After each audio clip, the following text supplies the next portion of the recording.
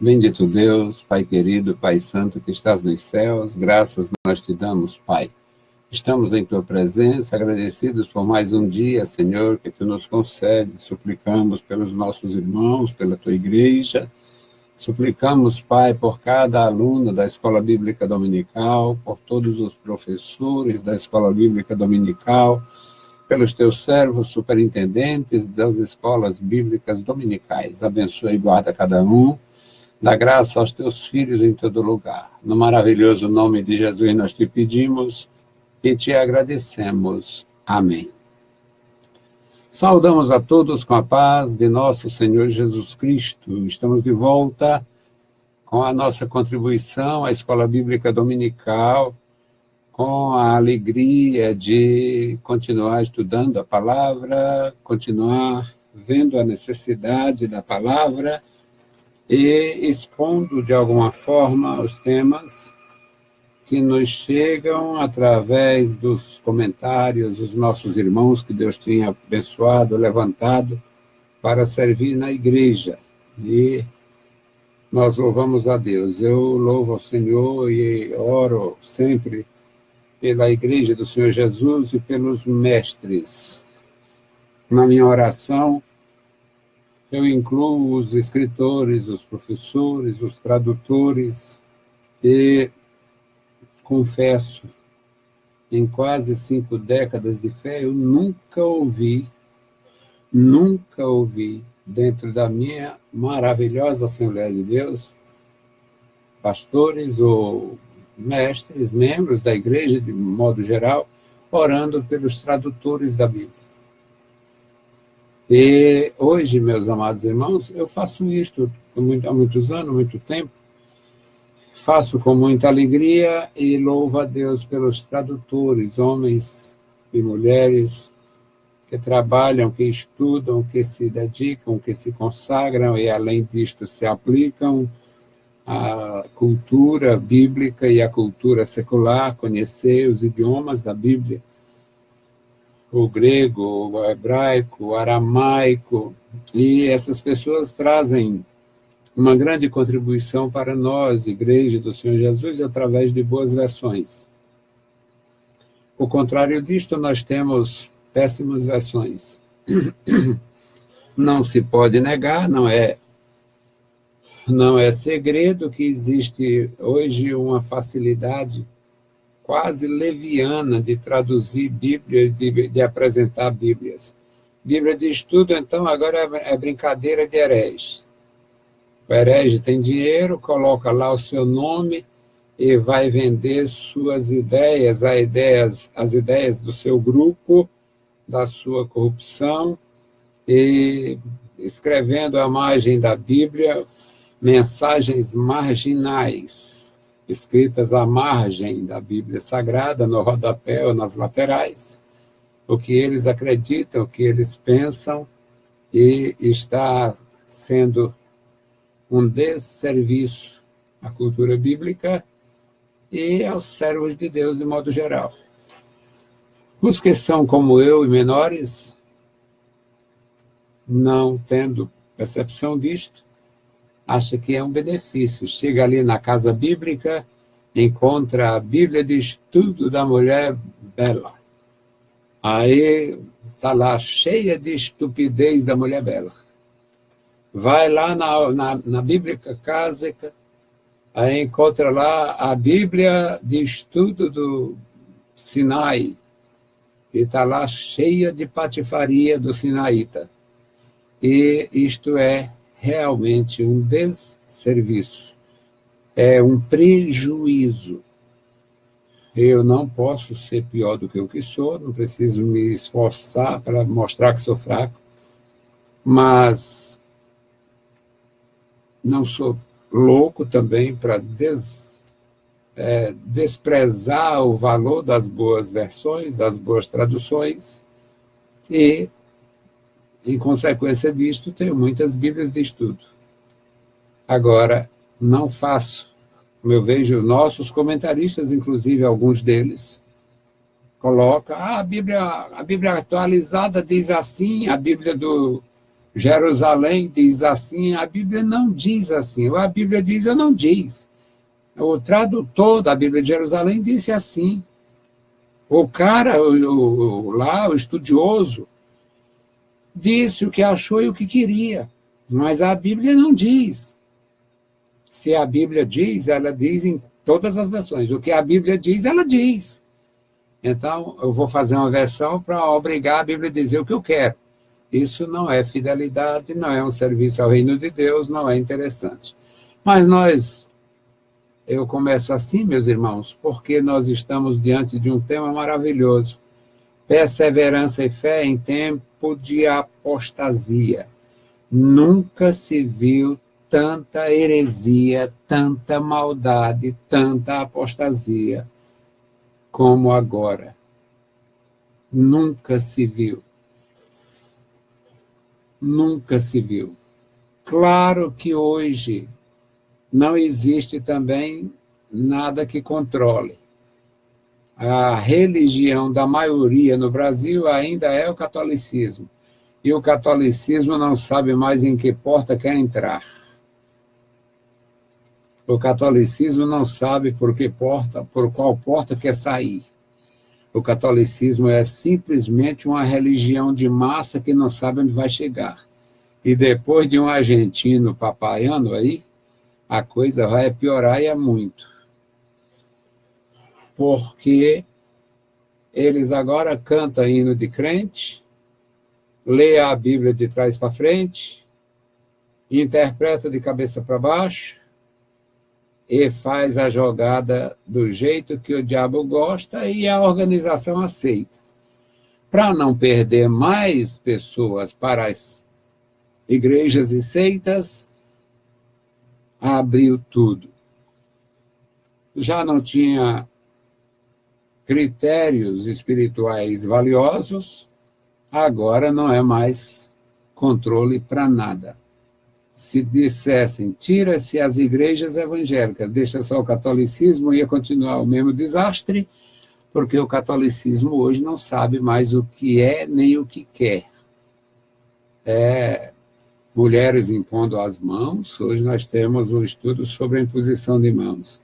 Mulheres impondo as mãos, homens ensinando a profetizar, tem um curso do Espírito Santo e marca o dia da infusão, que eu digo o dia da confusão, que é o dia que eles vão misturar tudo para o sujeito falar línguas e que não tem nada a ver com língua. Aquilo é uma loucura e uma loucura destemperada, a loucura de loucos que não têm controle, loucos sem assistência medicinal ou medicamentosa. Pentecoste de idólatra tem nada a ver com as Escrituras. Então, meus irmãos, o tema é um tema profundo e requer nossa atenção. Perseverança e fé em tempo de apostasia. E eu dei essa palhetadazinha no começo para mostrar que a apostasia é tão violenta que até as igrejas históricas e referenciais, sendo bíblicas ou não, perderam o status de referência. Nosso texto áureo é: para que vos não façais negligentes, mas sejais imitadores dos que, pela fé e paciência, herdam as promessas. Hebreus 9 e 12. A verdade prática diz: contra o perigo da apostasia, a palavra de Deus revela a necessidade de ânimo e perseverança de fé. A palavra de Deus revela a necessidade. Se nós estamos enfrentando problemas gravíssimos, é necessário que tenhamos uma disposição maior para expor a palavra e combater o mal. Nem sempre correspondemos nisto. Os pregadores ou professores que são mais, digamos, voltados para isto são censurados. Outro dia encontrei um pastor da nossa, né? O pastor da Bleia, e o pastor disse que eu estava tacando pau, eu estava tacando pau na igreja tal, porque eu não estou tacando pau em ninguém, eu estou falando a palavra de Deus e mostrando o que é contrário. E se o que é contrário esteja sendo apresentado pela minha mãe, pelo meu filho, por quem quer que seja, contrário, acabou. Não é tacando pau em ninguém. E eu disse, olha, você não viu o programa. Você curtiu, mas não viu. Porque se você visse, você ia saber que eu estava falando sobre o purgatório, fundamentado num texto isolado. O texto, o ensinamento de Jesus falando de reconciliação de pessoas, para que não chegue à instância final, para não ir para a cadeia, não ficar preso até enquanto não pagar o último seito, e dali os religiosos criaram uma doutrina maligna para purificação de almas no meio do sufoco, e eles faturaram em cima disto. Não taquei o pau em ninguém. Falei a palavra. Então, meus amados, nós precisamos disto. Eu me proponho, como eu digo a todos vocês, eu me proponho a ler, fazer a leitura em classe, porque eu penso em quem não tem a Bíblia, eu penso em quem não tem boa visão para ler, a minha não é tão boa, mas ainda leio. Eu penso nessas coisas. Eu desejo, meus amados irmãos, cooperar. Se der errado, não é falta de vontade de cooperar. Se der errado, é por outra razão, não é má vontade minha. Então, digamos que alguém não tenha a Bíblia ou não tenha condição de ler agora. Hebreus 6, de 1 a 15. Pelo que, deixando os rudimentos da doutrina de Cristo, prossigamos até a perfeição, não lançando de novo o fundamento do arrependimento, de obras mortas e de fé em Deus, e da doutrina dos batismos, e da imposição das mãos, e da ressurreição dos mortos, e do juízo eterno. E isso faremos, se Deus permitir. Porque é impossível que os que já uma vez foram iluminados e provaram o dom celestial e se fizeram participantes do Espírito Santo, e provaram a boa palavra de Deus e as virtudes do século futuro, e recaíram, sejam outra vez renovados para arrependimento, pois assim quanto a eles, de novo crucificam o Filho de Deus e o expõem a vitupério. Porque a terra que embebe a chuva, que muitas vezes cai sobre ela e produz erva proveitosa para aqueles por quem é lavrada, recebe a bênção de Deus. Mas a que produz espinhos e abrolhos é reprovada, e perto está da maldição, e o seu fim é ser queimada. Mas de vós, ó amados, esperamos coisas melhores e coisas que acompanham a salvação, ainda que assim falamos. Porque Deus não é injusto para se esquecer da vossa obra e do trabalho de amor que para com o seu nome mostrastes, enquanto servistes aos santos e ainda serves. Mas desejamos que cada um de vós mostre o mesmo cuidado até ao fim, para a completa certeza da esperança, para que vos não façais negligentes, mas sejais imitadores dos que pela fé e paciência herdam as promessas. Porque quando Deus fez a promessa a Abraão, como não tinha outro maior por quem jurasse, jurou por si mesmo, dizendo: certamente, abençoando, te abençoarei, e multiplicando, te multiplicarei. E assim, esperando com paciência, alcançou a promessa. A palavra do nosso Deus, para a igreja, evocando o testemunho patriarcal. Bendito Deus, Pai Santo, Pai querido que estás nos céus, nós lemos a Tua palavra e mais uma vez pedimos, Pai, abençoa os nossos irmãos, os que estão conosco, abençoa o Teu povo, a Tua igreja, abençoa os Teus servos, Pai, em toda a terra. Guarda, Senhor, a Tua igreja e principalmente os Teus filhos, Pai, que têm amor pela Tua palavra para aprender e que têm amor pela Tua palavra para ensinar. Querido Pai, Senhor da glória, ouve a nossa oração. Nós oramos, nós agradecemos no maravilhoso nome de Jesus. Amém. Meus queridos irmãos, o nosso tema é por demais importante. A apostasia está crescendo como ervas. Como a erva nasce e cresce no período de chuvas, período invernoso, assim nasce a apostasia, cresce a apostasia. Algumas organizações que têm placa de igreja já nascem heréticas, já nascem apóstatas, já nascem perversas. Já é resultado da perversidade cultivada pelos seus inventores. E o que a gente sabe, meus queridos, é que não existe nada que nos encoraje a acreditar que estejamos prestes a ver alguma melhora.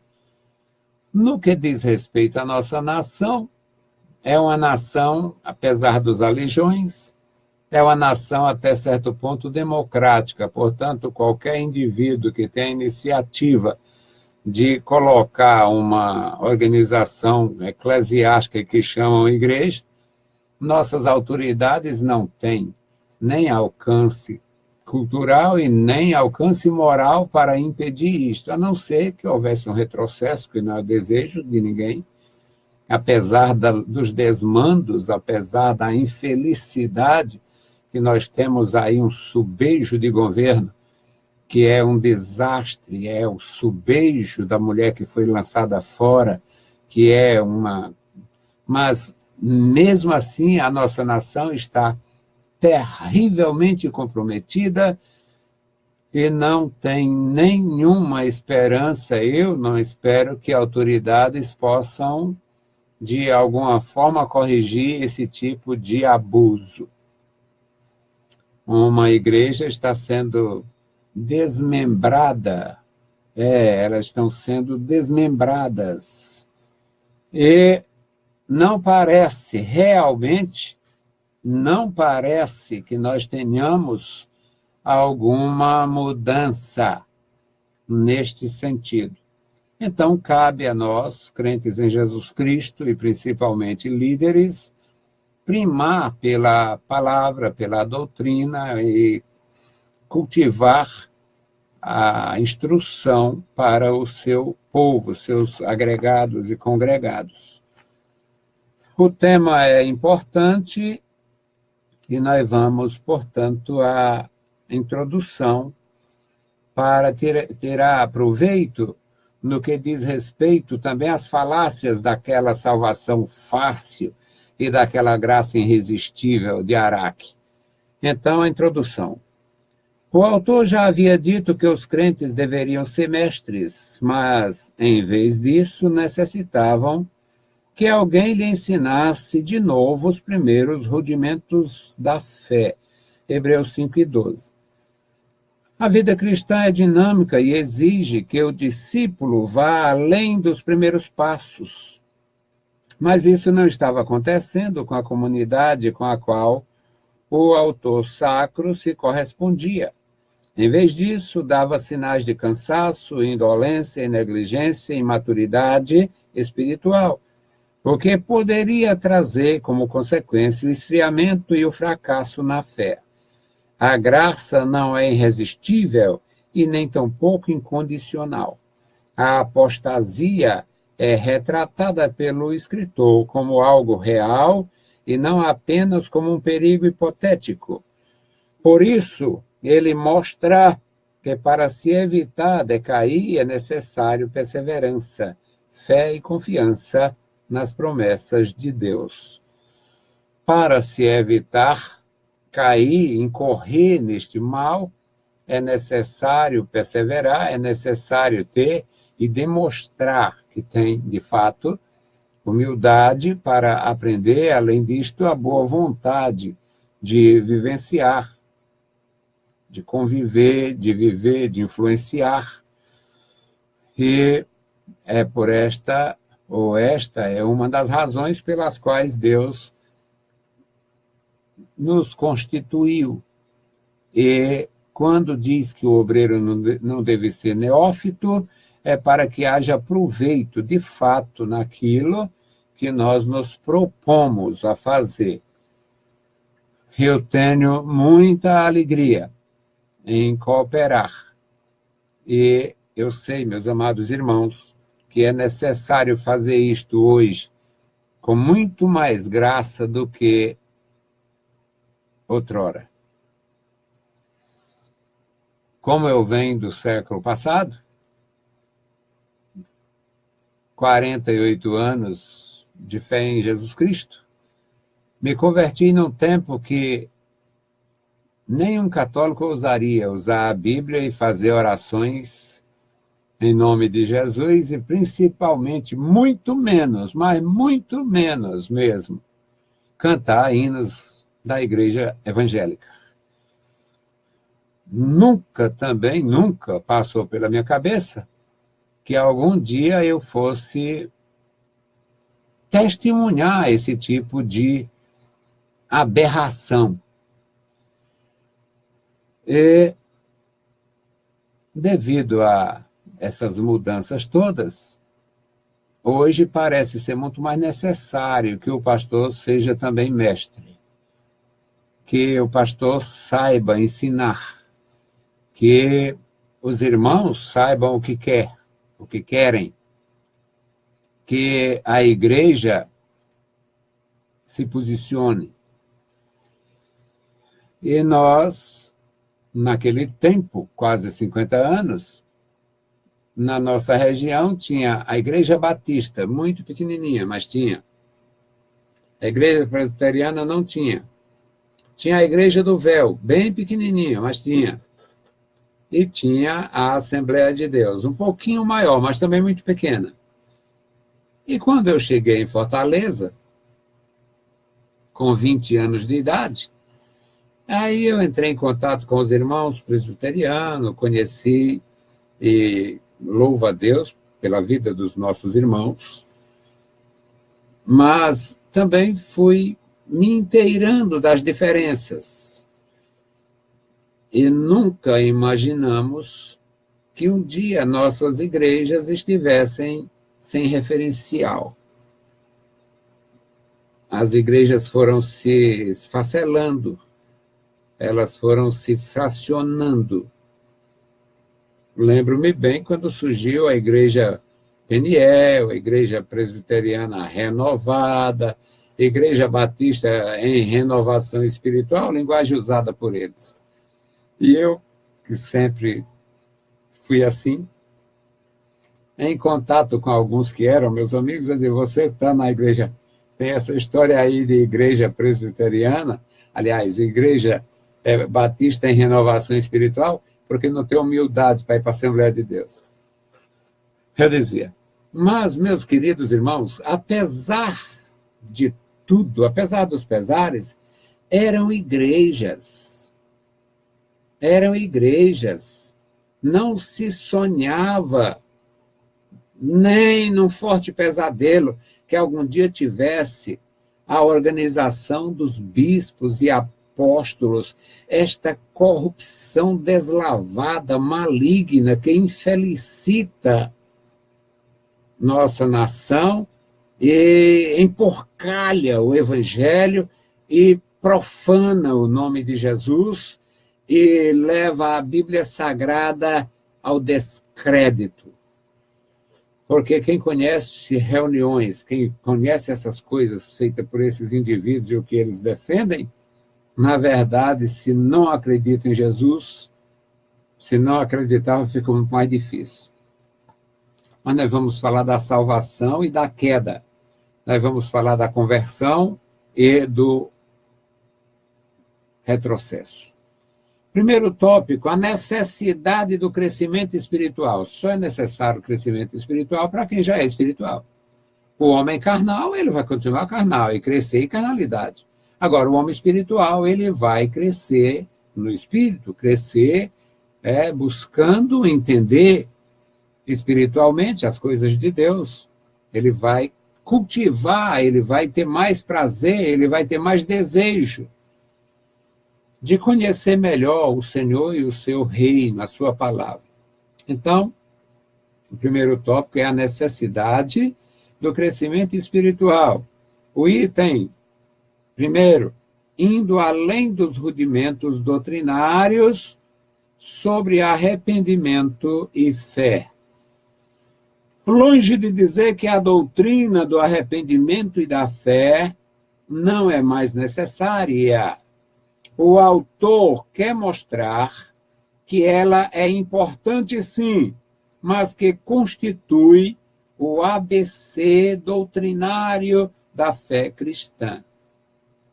É importante, extremamente importante, mas um doutor volta para a cartilha, eu sou do tempo da cartilha, um universitário volta ao jardim da infância? Como é impossível um universitário voltar ao jardim da infância, é impossível um crente sensato, humilde, convertido, ficar patinando nos rudimentos. Ou, usando aqui a grandeza desse autor, o ABC doutrinário, ficar no ABC doutrinário. Ele segue uma linha, e eu dou uma seguidinha, eu dou uma desviadazinha para outra linha, mas quando ele fala dos batismos, por exemplo, se para os judeus estar sob a nuvem lá no Sinai era um batismo, para a igreja não é. Se para o judeu uma ablução que o sujeito fazia após um determinado período, digamos, sem comunhão, e ele despia as vestes, ele, em alguns casos, depilava o corpo, em alguns casos, era feita uma asepsia geral, uma chamada ablução, e se para o judeu as abluções eram batismos, para a igreja não é. Para a igreja, nós temos a menção do Novo Testamento, 3 batismos. Batismo em águas. João Batista batizava para arrependimento de pecados. A igreja de Jesus batiza quem se arrependeu, batiza como testemunho público de arrependimento, fé e nova vida. Então, o primeiro batismo na igreja de Jesus é batismo em águas. Batismo em águas. E, biblicamente, por imersão, significando ou tipificando sepultamento e ressurreição. E isto é testemunho público que aceitou Cristo, que agora é um seguidor de Cristo. O segundo batismo mencionado em contexto do batismo em águas é o batismo com fogo, que os adversários do Pentecostes, eles fazem uma questão de blasfemar, de questionar. Quando é o batismo com fogo? Como é que ninguém nunca vê?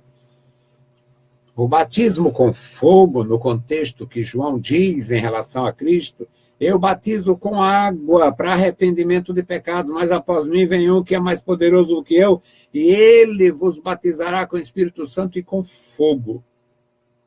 O batismo com o Espírito Santo é a dotação de poder espiritual para servir a Deus e servir a igreja. E o batismo com fogo é as provações.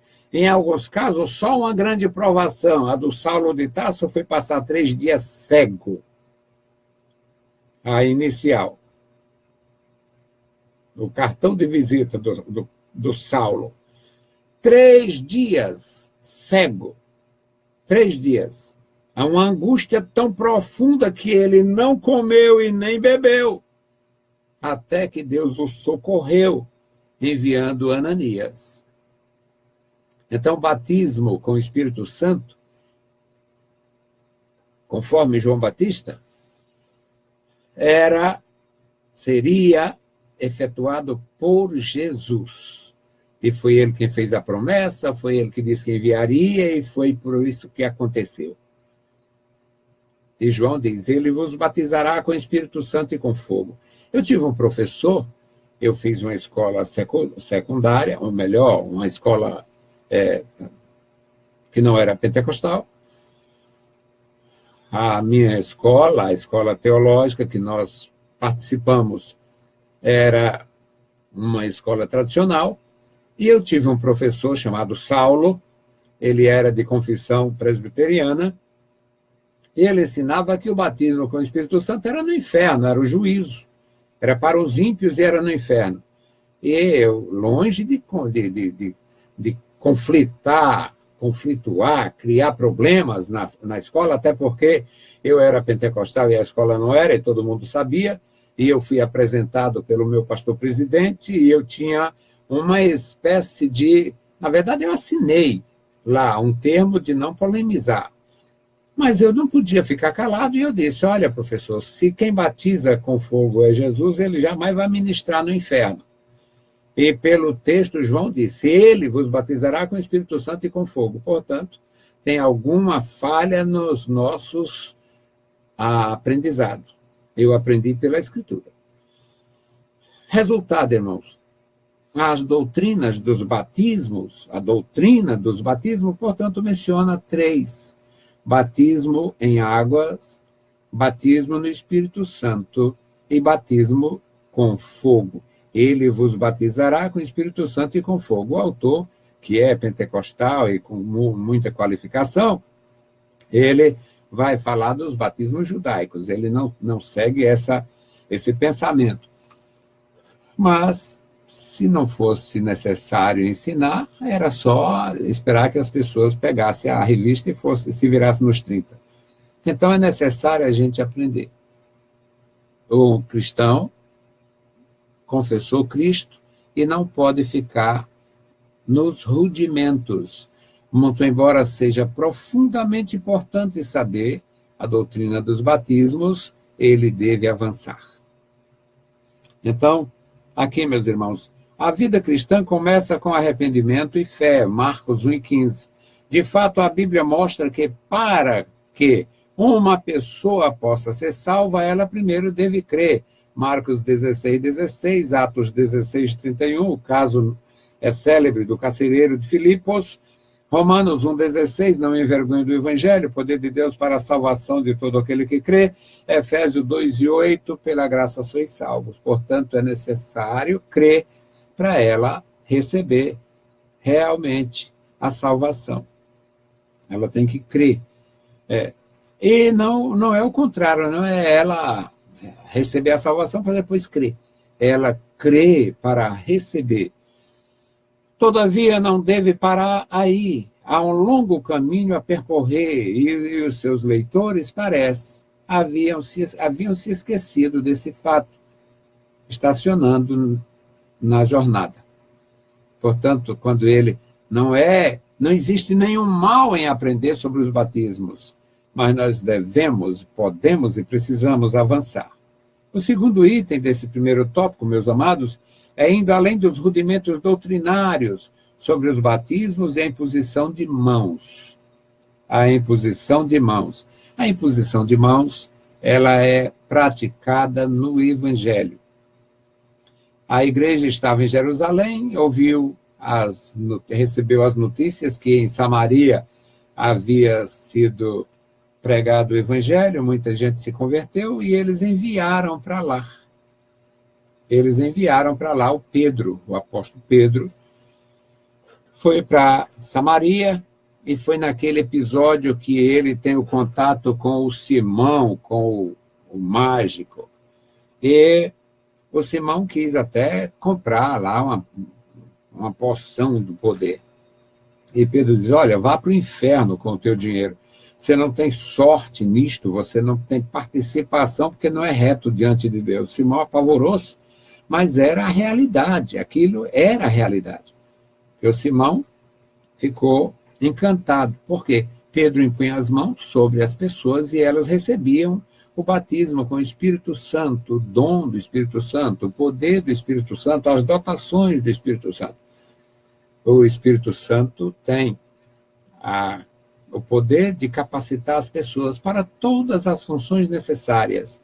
Uma pessoa que vai ser usada pelo Espírito Santo na Igreja do Senhor Jesus como uma ajuda para novos crentes, exortando amorosamente, esta pessoa vai receber diferente daquele que vai ministrar com base em textos, que é a sua dotação espiritual mais profundamente necessária e já é de entendimento, já é de discernimento, para entender a palavra, para ler as entrelinhas, para fazer as pessoas andarem, avançarem, acertarem e não atrofiar ou errar. Quantos infelizes têm se levantado e falam bem, falam bonito, fazem um negócio legal, e eu sou ruim para acreditar só a misericórdia de Deus para mim está em pé. Eu não tenho essa, isso é bem desajeitado. Mas quantos indivíduos se levantaram nesta nossa igreja? Foram colocados no pedestal da honra, no pedestal da atividade. Uma vez, uma pessoa amável e amada, olha, se você precisar fazer um avivamento lá na igreja, chama fulano de tal. Fulano de tal. E eu, meu Jesus, se a tua igreja ficar à mercê de fulano de tal, de cicrano, que eram 3 ou 4 esses avivadores aí, os avivalistas e tal, não faço nunca. Mas eu não faço, irmãos. A igreja de Jesus, ela não está dependendo de mim.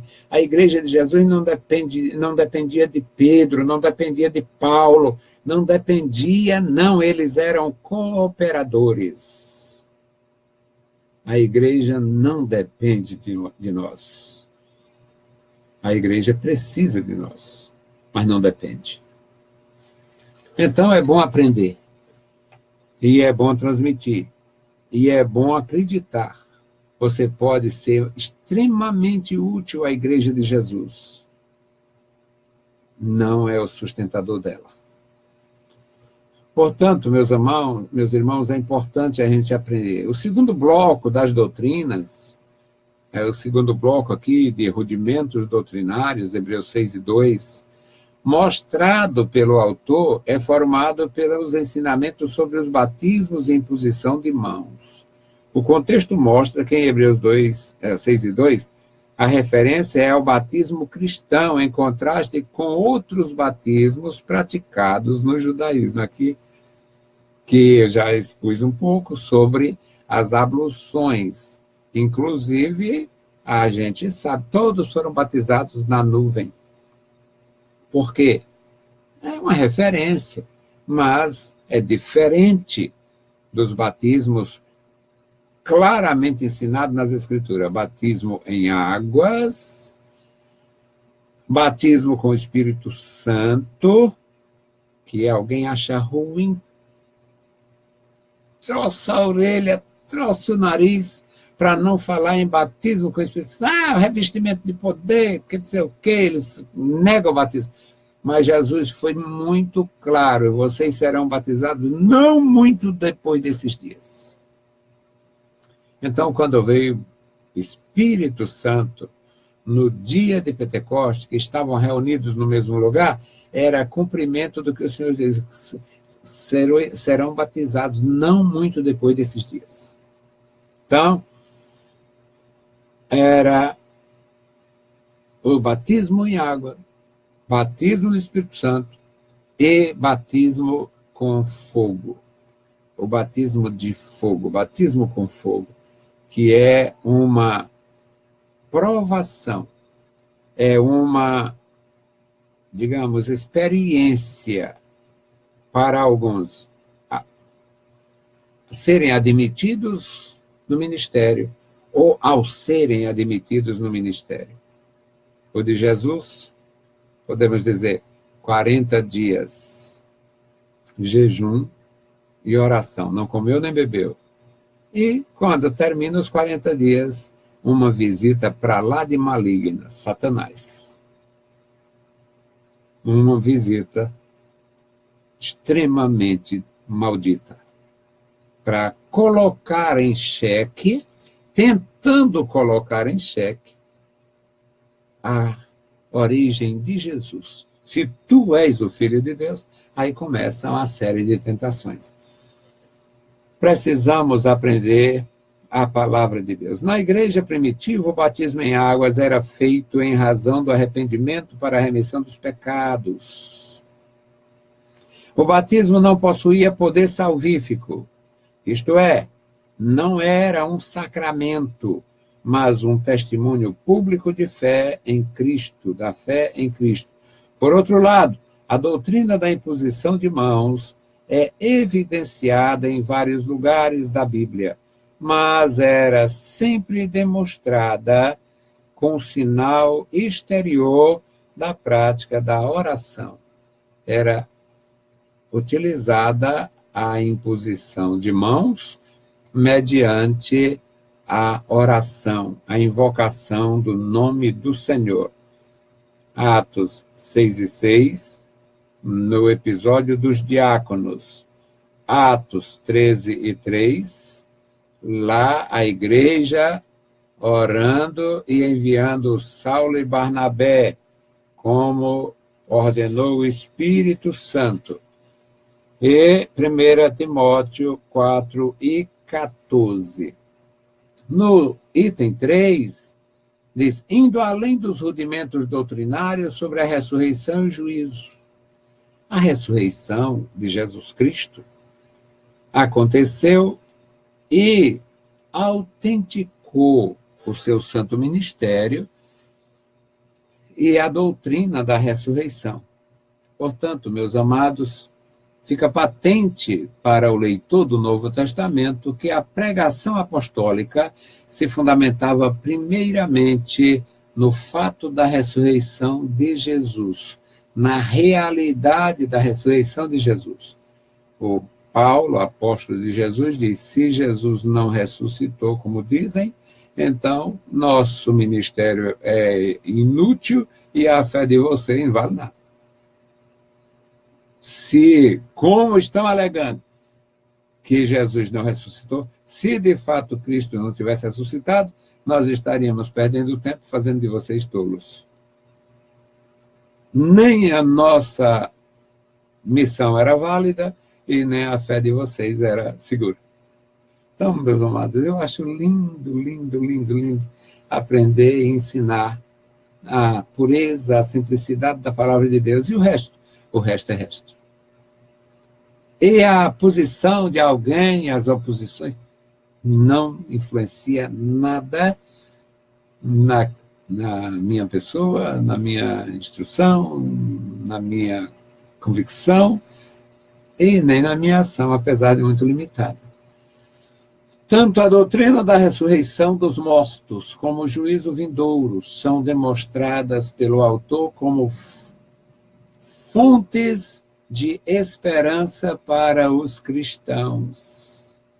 Por que isto? Porque o cristão, o servo de Jesus, morrendo ou não no campo de batalha, muitos morreram no campo de batalha. Eles tinham assegurado a sua participação no reino. Quem sofre neste reino, desfruta da bênção de Deus neste reino. Quem se integra neste reino, quem se dedica neste reino, recebe não benesses, não recebe benesses desse reino. Recebe a glória deste reino. Louvado seja o Senhor. Hebreus 10, 36, 37, Hebreus 12, 28 e 29.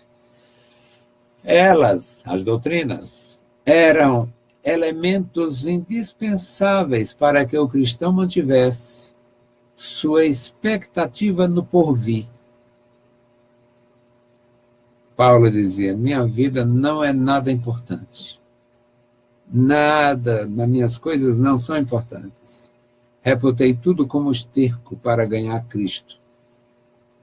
Era profunda convicção do porvir. Mas não deveriam parar aí. Antes, tinham de avançar. Qualquer que seja a nossa ação, qualquer que tenha sido o nosso serviço, qualquer que seja a nossa posição na Igreja de Jesus, devemos dar passos e mais passos e não ficar andando em volta, andando, indo e voltando nos rudimentos.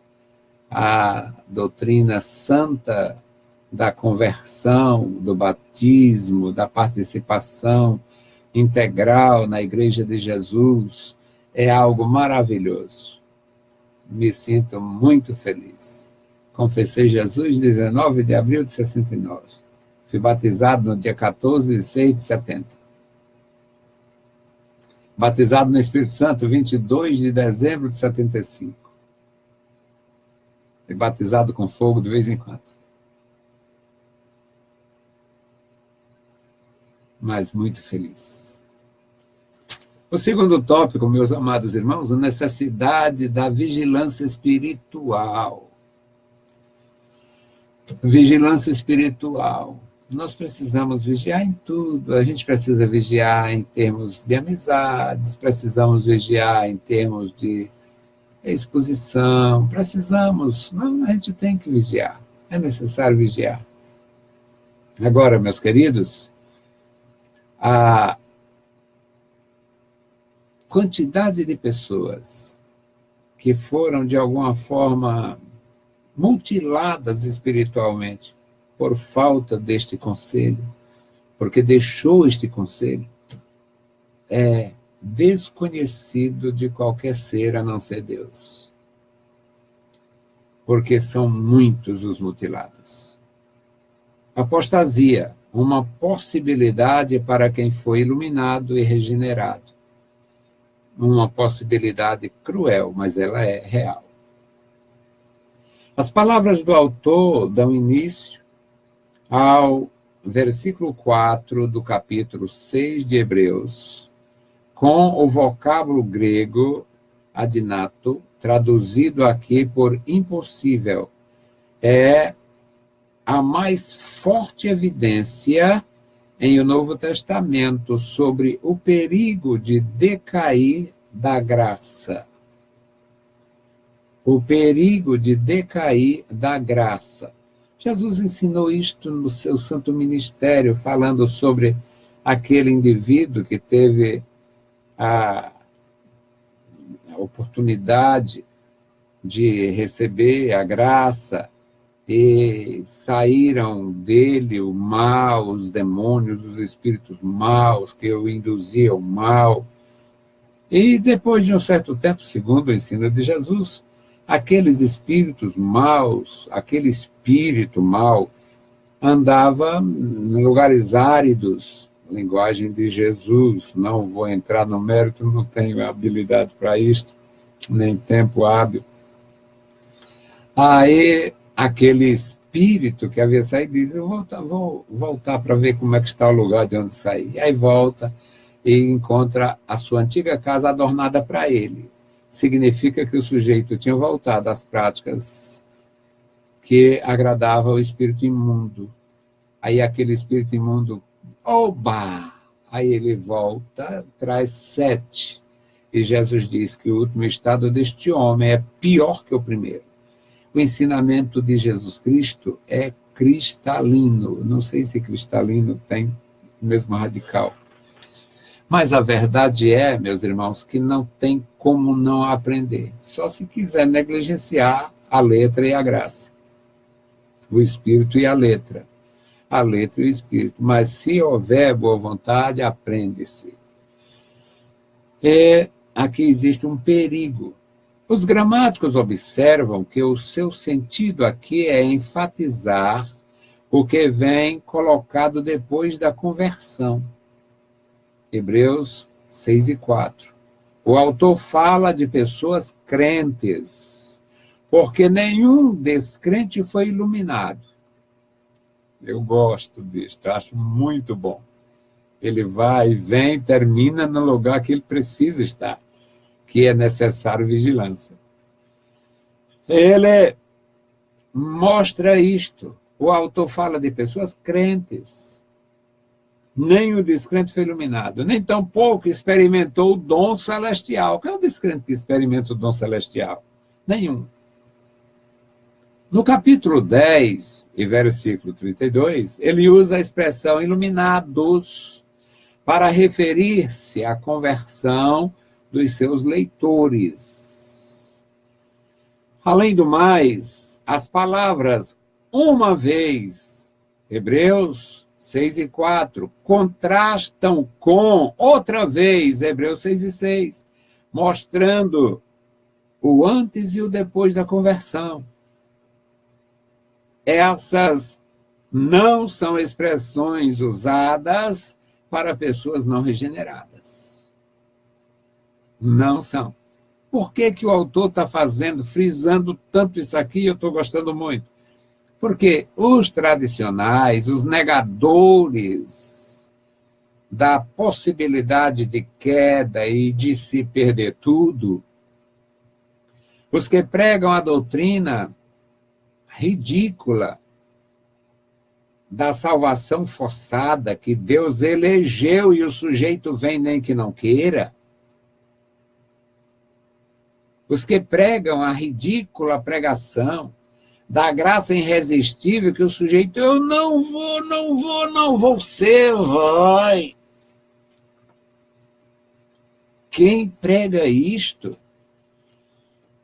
diz simplesmente o seguinte: não, aquele homem, aquele que pregava, aquela moça que pregava, aquele homem que ensinava, aquele pastor famoso, aquela pessoa desconhecida, mas depois todo mundo ficou sabendo. Não, porque nunca foi crente. Crente não se desvia.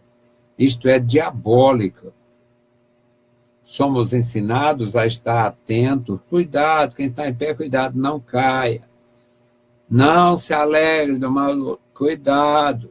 Então, meus amados irmãos, é necessário aprender. É maravilhoso absorver isto aqui.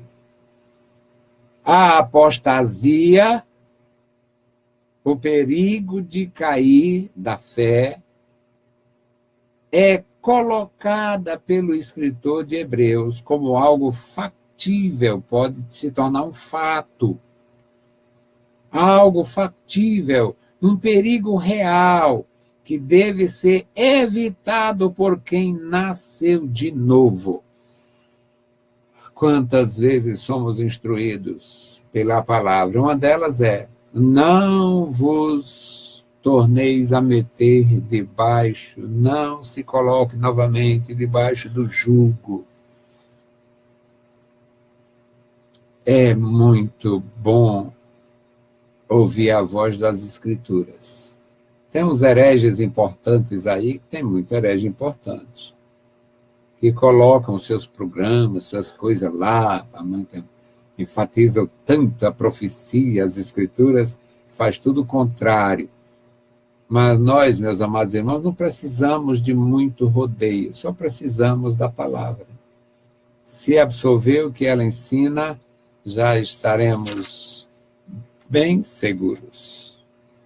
E se perseverar até o fim, absolutamente seguros. O item 2. Apostasia, uma possibilidade para quem vivenciou a palavra e o Espírito. O que diz Atos dos Apóstolos em relação a Judas Iscariotes? O Judas Iscariotes é um elemento que a sua existência, apesar da sua infelicidade, a sua existência, o seu mal, o seu feito é importante para o ensino da palavra. Jesus Cristo enviou 12, os 12 discípulos. E disse: eu vos dou poder para pisar serpentes, escorpiões e toda a força do inimigo. O Judas era um deles. Recebeu poder, recebeu autoridade, não tem descrição do que foi feito, mas era um deles. Em Atos dos Apóstolos, quando escolhem o Matias, usando aquele método batido dos sacerdotes, que foi o primeiro, acredito, o primeiro erro eclesiástico. Vamos completar, tem que completar o número dos 12. Aí foram escolher 2 homens muito importantes, foram lançar sorte, método sacerdotal de quem não tinha o Espírito, a igreja já sendo pentecostal, já sendo uma igreja de Deus, já sendo uma bênção. Resultado, meus queridos, escolheram Matias e a justificativa deles. Escolhemos o irmão, é necessário escolher o irmão para ocupar o lugar de Judas, que se desviou indo para o seu lugar. Qual era o lugar do Judas? Indo para o abismo. E por que que o Judas foi para o abismo? Porque se desviou. E por que se desviou? Porque fazia parte da igreja de Jesus. Fez parte do grupo apostólico, esteve ali e recebeu poder. Quando Pedro disse: Senhor, nós que deixamos tudo, o Senhor Jesus falou sobre ninguém que tenha deixado, né? Quem visse a ele, quem seguisse a ele, tinha um benefício, resultado. E nós? O que vai acontecer? Vocês, além de receber a vida eterna, ainda vão julgar as 12 tribos de Israel. Então, as 12 tribos de Israel, o Judas estava ali, era um dos elementos. E Jesus disse isso. Vocês, os 12, vão julgar as 12 tribos de Israel, que eu não sei como é esse processo.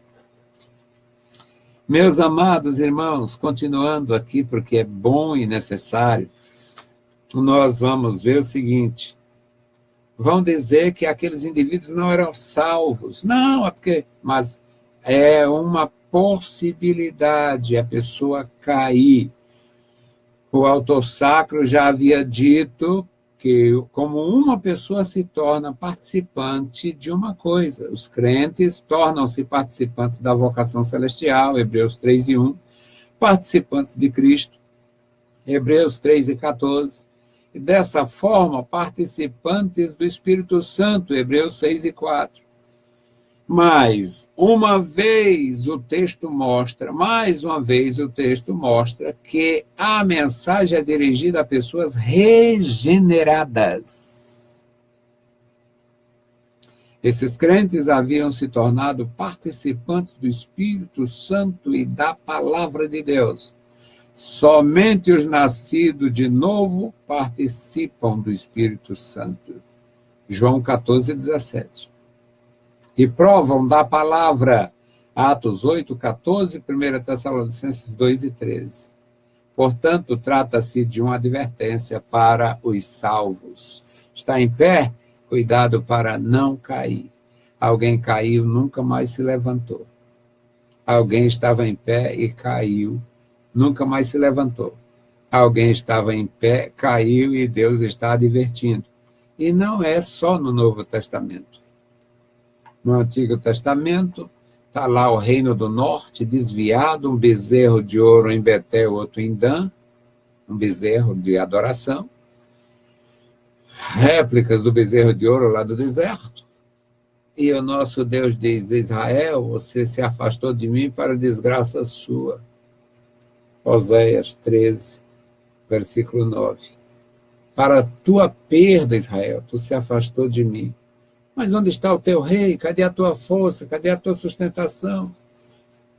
Então, alguém se afasta e perde tudo. O terceiro item desse segundo tópico, meus amados, apostasia, uma possibilidade para quem vive as expectativas do rei. Esperamos o rei, esperamos Jesus, a bênção, maravilha, mas é preciso ter cuidado. Esses crentes, aos quais o autor se referia, também experimentaram as virtudes do século futuro. Hebreus 6:5. Essa expressão é usada no contexto da cultura neotestamentária, como uma referência à era messiânica. Eu não sei também, meus amados, se é só isto. Eu tenho muita limitação e, devido a essa limitação, eu também me limito a não limitar. Não sei se enrolei agora. Mas eu me nego a demonstrar que entendi mais. Eu entendi mais por quê? O que é que o senhor fala? Fala em que contexto e em que dimensão? Olha, quando se fala de ganho futuro, de as virtudes do século futuro, não está falando só de milênio. Porque depois do milênio, o que vem? Vem a glorificação de todos os salvos. Depois do arrebatamento, tem a glorificação dos ressuscitados e a glorificação dos arrebatados.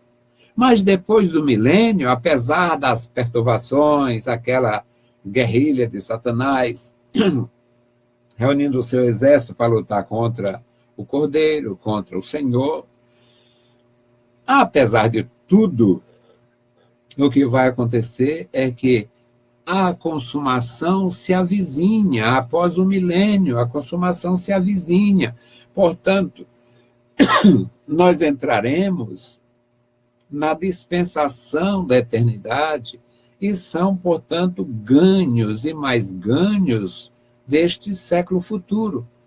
Eu não posso limitar que o século futuro refere-se ao reino messiânico, que é de apenas 1000 anos.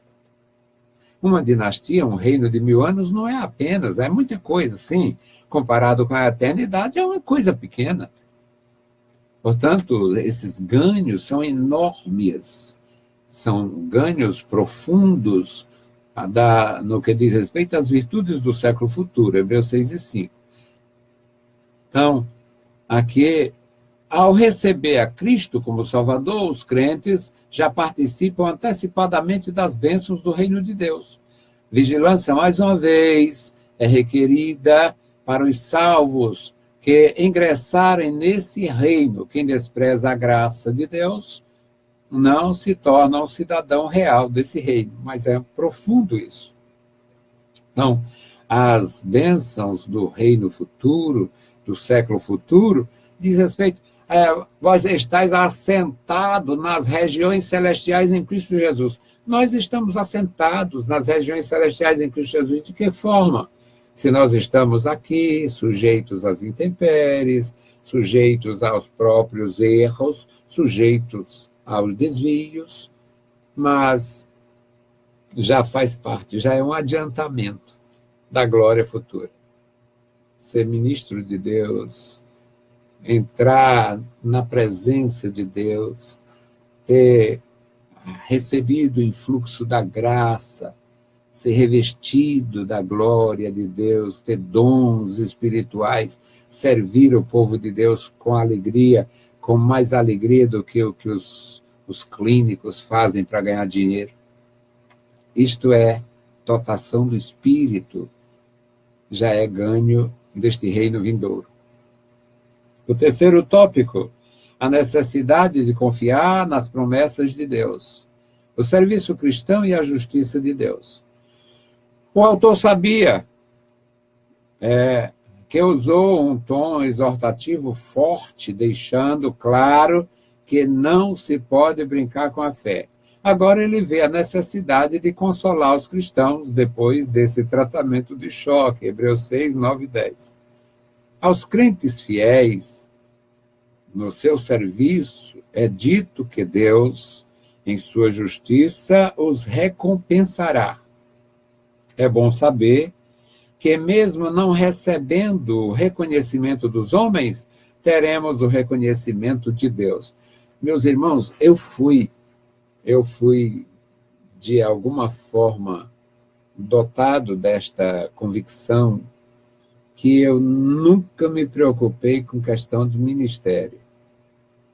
Eu, servindo a Deus na minha amada congregação da Igreja de Portugal, passei 22 anos e 3 meses naquela congregação. Para mim foi uma maravilha, conviver com meu amado pastor Carlos Tavares, de saudosa memória, e que saudade. A Rita Azevedo, nossa querida irmã Ritinha, de saudosa memória, nossos amados irmãos, irmão Erivaldo, meu Senhor, como é bom lembrar desses gigantes de Deus. Como é bom lembrar destas pessoas. Como é bom lembrar do José Domingos, simples como uma pombinha silvestre. Como é bom lembrar dessas pessoas. 22 anos e 3 meses que eu passei ali. Nunca me preocupei porque não fui ao diaconato, não fui. Nunca isto me tocou. Nunca. Auxiliar com graça. Auxiliei o pastor Carlos Tavares, primeiro dirigente da Grande. Auxiliei o diácono Antônio José Azevedo Pereira, segundo dirigente da Grande Portugal. Auxiliei o José Deusdedit Farias, como é bom lembrar do meu amado Deusdedit. Terceiro dirigente da Grande Portugal, substituindo Antônio José. Antônio José substituiu o pai, Deusdedit substituiu Antônio José. Auxiliei o Antônio Oliveira da Silva. Como é bom lembrar do Antônio Oliveira da Silva. Auxiliei os demais. Depois, pastor Paulo Madeira, e depois o meu querido parceiro, Manuel Bernardo da Silva, que foi quem me desalojou da Grande Portugal. Irmãos, nunca me preocupei, e eu até posso duvidar, se existiria algum pastor grande, famoso ou rico que fosse mais feliz do que eu no Santo Ministério. Ensino para 3 pessoas, com a mesma alegria de ensinar para 50 ou 100. Não tenho a menor preocupação com essas coisas. Não tive, não tenho e não terei. E hoje eu tenho um leque de oportunidades. Estou na 4ª etapa, cuidando dos meus pequeninos ali, os irmãozinhos que estão ali servindo a Deus. Terminando minha tarefa ali, eu tenho 2 opções hoje. Voltar para minha querida Grande Portugal para ser porteiro, se ainda me aguentar em pé, ou voltar para minha querida 3ª etapa para ser auxiliar do Paulo Araújo. Hoje eu digo isso com a maior tranquilidade, porque eu faria isto a partir de amanhã, se fosse o caso. Então, meus amados irmãos, servir a Deus, buscar a Deus, sem pensar em reconhecimento. Alguém, o que ele está falando tanto? Eu estava falando no reconhecimento. Servir a Deus não tem a menor dificuldade. É bom saber que, mesmo não sendo reconhecido pelos homens, teremos o reconhecimento de Deus. Faça isto e seja feliz. O item 2, a perseverança de Abraão e a fidelidade de Deus. A exortação do escritor de Hebreus toma como parâmetro a pessoa de Abraão. O velho patriarca é o modelo do crente perseverante que, De posse da promessa, soube esperar com paciência. Hebreus 6, 12 e 13. Por que voltar atrás se temos as promessas de Deus que nos motivam a caminhar para frente, a andar para frente? Por que voltar atrás? Nenhuma razão para voltar atrás. Posso até parar pelo caminho. Voltar, jamais. Ou estou parando. Não acredito em muita coisa para mim daqui para frente, em termos ministeriais. Mas, meus amados irmãos, posso até parar, retroceder, nunca. E olha que a palavra nunca, para mim, ela é muito forte. Há um contrato assinado com Deus. Deus nunca disse nunca para mim. Mas eu disse nunca para Deus numa promessa que eu fiz. Senhor, sendo assim, nunca mais. Quando eu estou, às vezes, esquecendo aí Jesus, daquele dia eu te disse que era nunca. Então é nunca. Aí eu me renovo, me restauro, falo com o Senhor, o Senhor fala comigo, e muda tudo.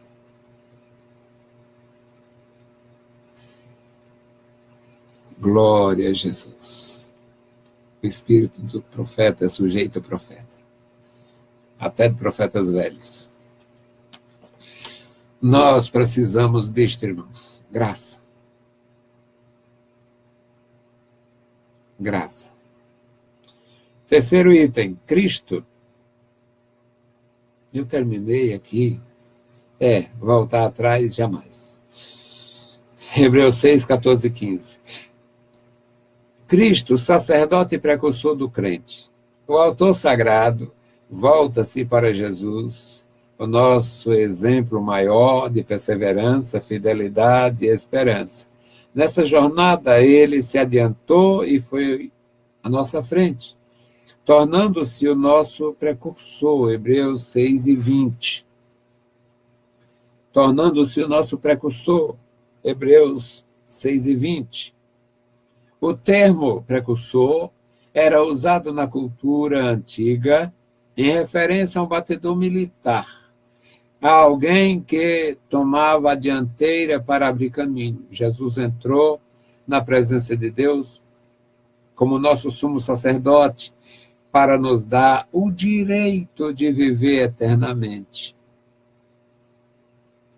Louvado seja Deus. Meus queridos irmãos, a salvação é pela graça, mas não sai de graça. A salvação foi paga por Jesus.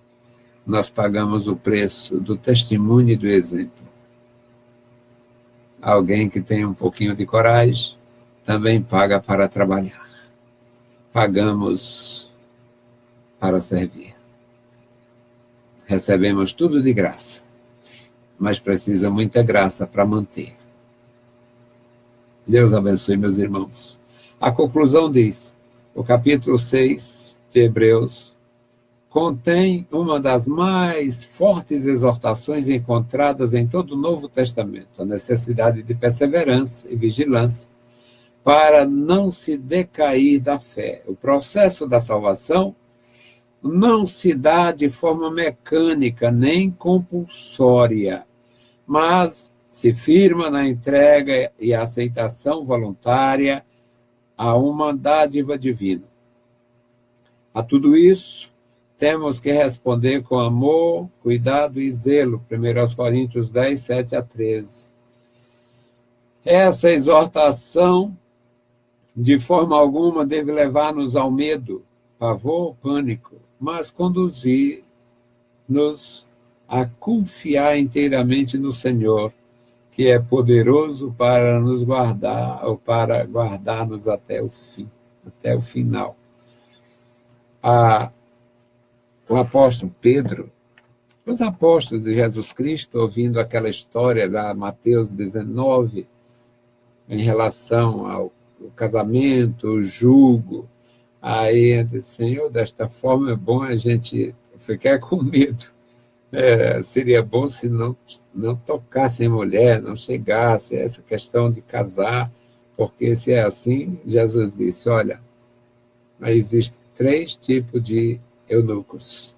Há eunucos que nasceram assim, que Jesus falando sobre o casamento, a unicidade matrimonial. E Jesus diz, há eunucos que foram mutilados pelos homens, há eunucos que nasceram assim, do ventre, e há eunucos que se fazem eunucos pelo reino de Deus.